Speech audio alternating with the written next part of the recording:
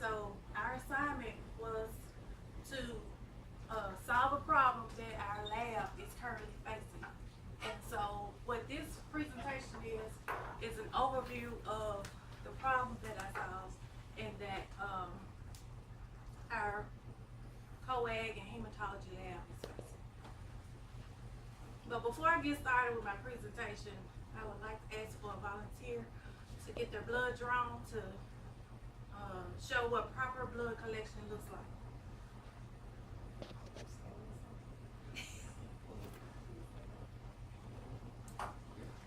Cricket? Yes. Thank you, son. Right there. Yes. Yeah, we need more light. Yeah, we need to.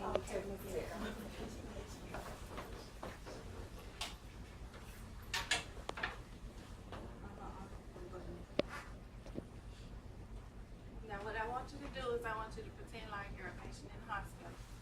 So when I ask you your name, date of birth, and all that, you can tell me the real, or you can just make up something. Because we're just pretending right now. Hi, I'm Melandy. I'm from the lab. I came to collect some of your blood for some tests that the doctor ordered. How are you feeling today? Good, how are you? How's your visit so far? Good, good. I'm just gonna ask you some questions to verify your ID before I collect your blood. All right.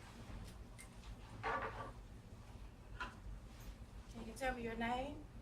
Quintarius Brown. Can you spell that for me? Quintarius.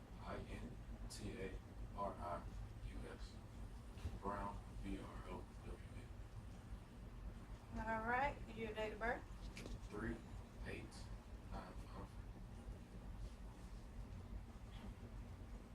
All right. All right. Let me check your armband. Everything matches. All right. Now, that was just pretend. I'm really not gonna collect his blood. But I want you to keep in mind the feeling that you had when I said, can I have a volunteer to collect your blood? Because that anxiety that you feel and that discomfort, feeling of discomfort, I want you to just keep that in your mind when I do my presentation. All right, thank you, son. Everybody can breathe now. Girl, you know, baby. We gotta put out, the patient's mind probably be like, okay, they about to collect the blood. All right. I like that. So, as employees of Methodist, we have 5 guiding principles. Who can name one? Integrity. Integrity. Service, Service. Quality. innovation. Innovation. Team. Teamwork. Very good. Very good. Teamwork. All right.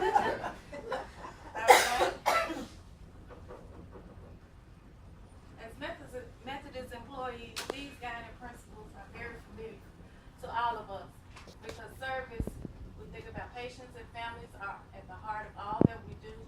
Quality, we consistently provide the highest quality of care through safe, proven practices.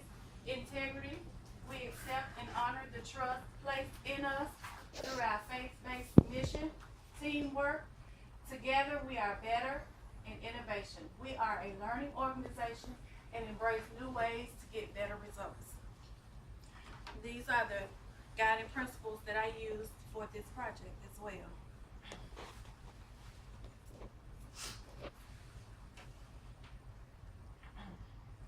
These are the main focus: the service, quality, and teamwork. So the problem that our lab was facing was that we had a increased number of unsatisfactory samples. And when I say unsatisfactory, I mean clotted and QNS, or quantity not sufficient samples, that we were receiving in our lab. So that was the problem that I chose to address.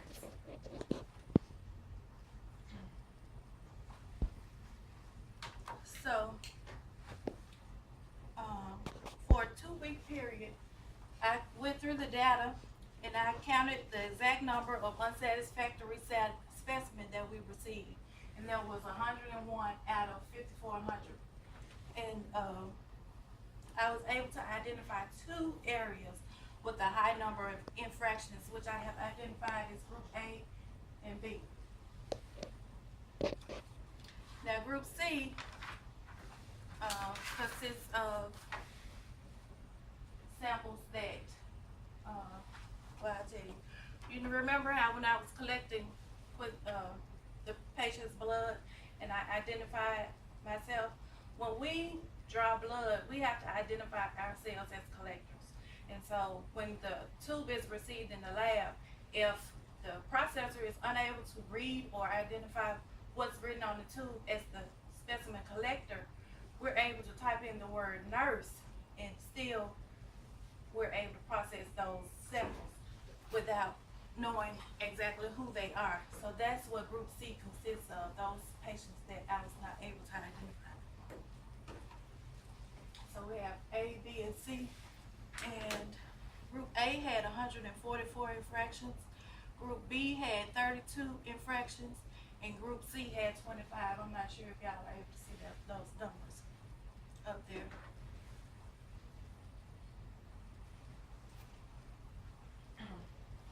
Okay.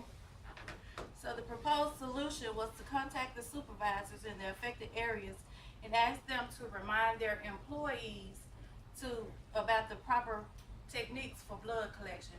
Fill the tubes all the way up so that we won't have QNS or insufficient quantity samples.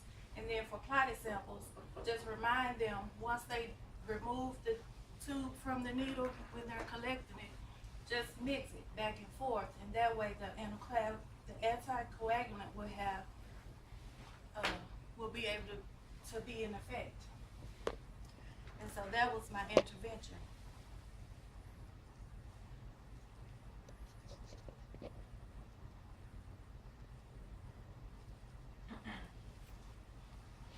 And since Group C was unidentifiable, I was able to use that as my control group with no intervention.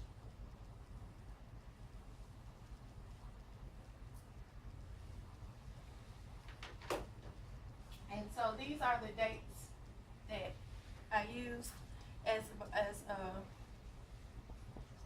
September the 4th, 2016 through September 17th. That was the first number. After the intervention, then I did a second count. And after the second count, that was for October 29th, 2016 through November the 10th, 2016. And that was the 2-week period that I used for that.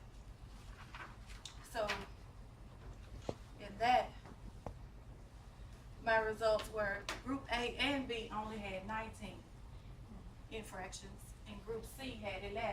So the number went down.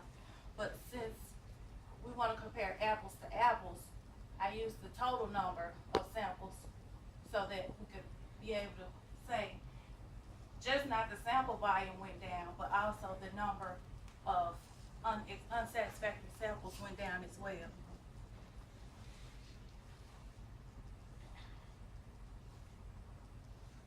So Group A had a reduction of 5%, Group B had a reduction of 2%, and Group C increased by 7% with no intervention.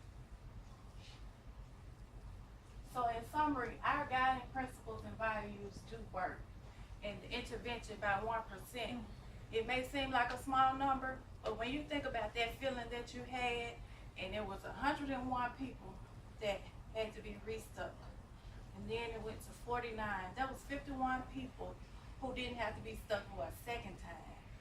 So there you have gone down on labor costs, supplies, not to mention that when you stick a person, you open them up to possible infection.